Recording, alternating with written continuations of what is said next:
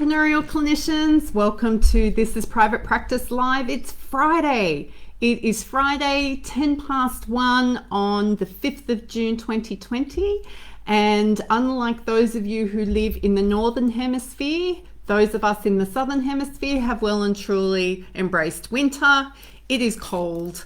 I have my little room heater almost on top of my feet, and I would really enjoy having a wood fire in my home right now. So the topic of conversation for Australians at the moment is, how cold is it? Which was interesting because I was speaking to somebody from Auckland in New Zealand earlier this morning, and he said, oh, you're not allowed to talk to me about cold. And he's right, because it does get a lot colder in New Zealand a lot more quickly.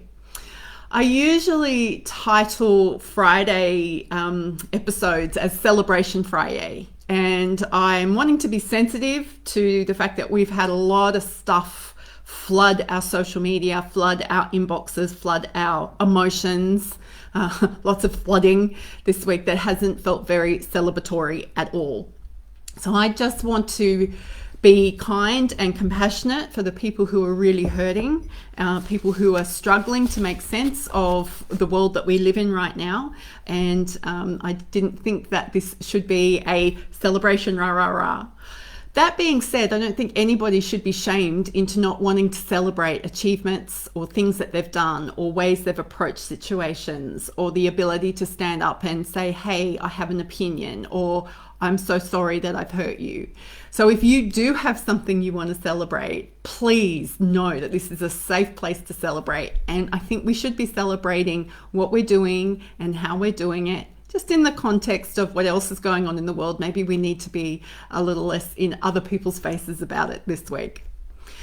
What's really awesome for me this week is I am still migraine free. We are day 6 and I have not had a migraine in 6 days. And I cannot tell you what wonderful bliss that is.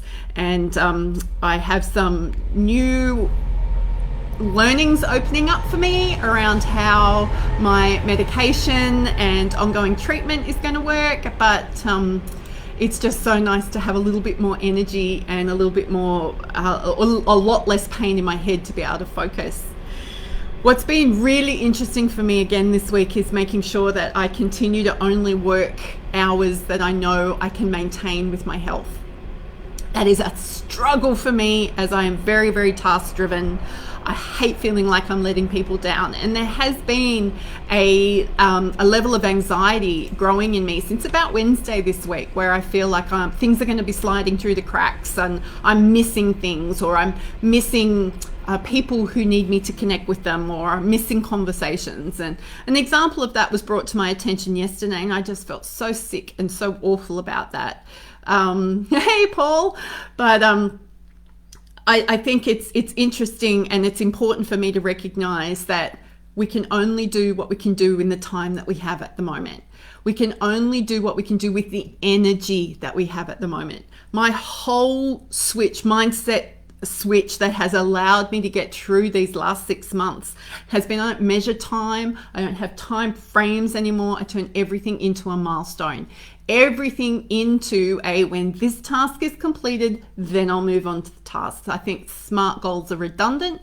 Well, they're redundant for me right now because they're helping me to feel safe and letting go of a sense of failure, and also reducing the stress that constantly comes from, have I done that yet? Have I done that yet? Have I done that yet? Fortunately, I have incredible people in my world around me who are accepting and have adopted the same mindset around milestones as opposed to timeframes.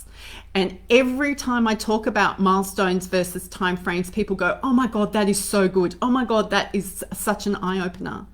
Especially in this environment where there is so much change, and you might want to go and start seeing clients face to face. You might not. You might be told you have to. You might be told you're given a choice. We might have other environmental factors or influences dictate the way we're going to do work.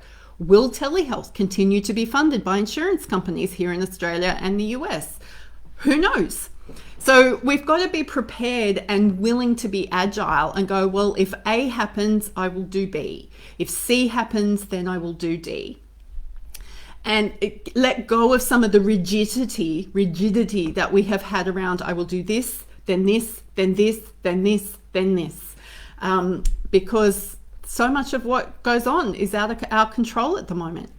What we do control and what we do have ownership and how we can be empowered is to make sure that how we react to things stays true to who we are, what we know to be true, what our values are, so that we're in no way compromising ourselves. Because I can tell you what, there's enough stress going on for us right now that if we start compromising our values, we will start to feel sick. Elsa, small attainable goals and not forgetting to take a breath. Very great advice there. Something I really wanted to share with you today is, while I have been recovering from all the illnesses and injuries, I have fallen in love with colouring in. So I'm just bringing a few bits and pieces. Now, it was really hard for me to show this to you because the task-driven, highly ambitious Joe of pre-COVID, pre-cancer diagnosis, my attitude towards crafting and art was, well, what's the point? It doesn't achieve anything. When I was a kid, I would craft and art for hours every weekend, and I would race home from school, get my homework done so I could craft and art when I wasn't being shipped off to music lessons, which was creative anyway. And I had the opportunity to speak to an amazing therapist from the US this week. Her name's Katy MacRae. And she helped me understand that what this is doing is allowing mindful creativity to help me process all the things going through my brain. I didn't know I was doing that.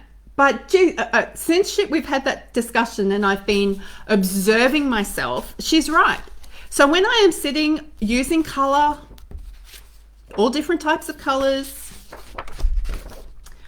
I am concentrating on what I'm doing, but I'm not thinking deliberate thoughts about it. So it's allowing thoughts to come and go. It's giving my hands something to do. It's giving me my mind something to focus on, which is what mindfulness is, right? And it's allowing all the emotional thoughts, all of the flooding, all of the anxiety, all the anxious thoughts, all of the wanting to do the to-do list. I find that when I'm engaged in this type of activity, all of that stuff goes. Now, because I've been living with such horrible pain for the last 3 months or so, I've also noticed that this helps me manage my pain.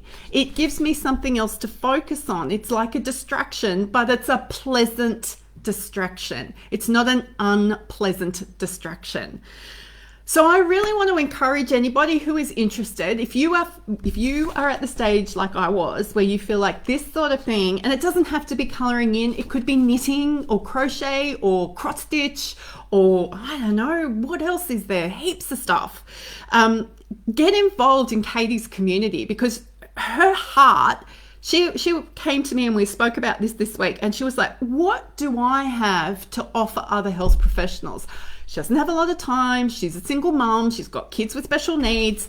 Like what? And she's in private practice, so she's got to go pay the bills.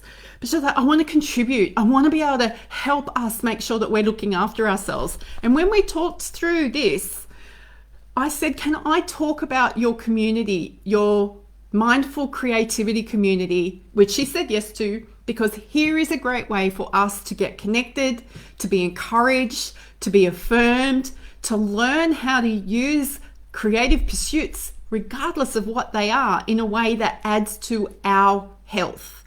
Now, I spoke a lot in my last episode about being fit for purpose.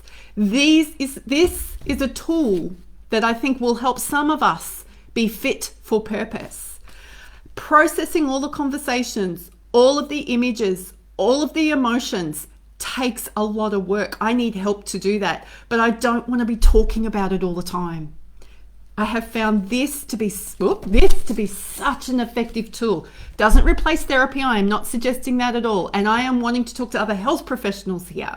What I'm saying is I have found a tool that is helping me give my brain, my emotions, some space to do something that is calming and soothing and allowing my thoughts to stop being so up here in this part of my head and to filter down and to find where they need to sit. Once I worked out that was going on, I was like, oh wow, I really want to share this with the rest of my community because it's powerful.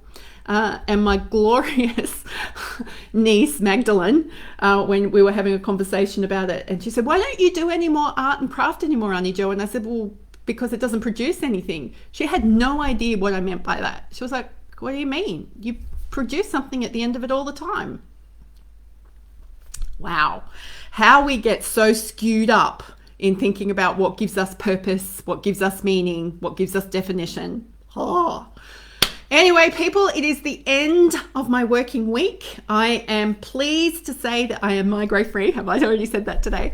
And I am stopping before I'm exhausted. And I am looking forward to teaching a whole lot of these principles that I've been learning since 2014 when I deliver my fit for purpose or self-care in practice or energy management, my series of training that I've got coming up. I'm just learning how to use Zoom to make all of that happen. And once I get my learning sorted, then I'll be able to share all that information with you. So wishing you a fantastic afternoon, evening, morning, weekend. It is a long weekend for us here in Australia, which means you don't have to turn up for work on Monday if you don't want to. Chances are some of us will, because we will feel like we are catching up. Anywho, I am really looking forward to connecting with you again next week. But until then, go be your awesome self.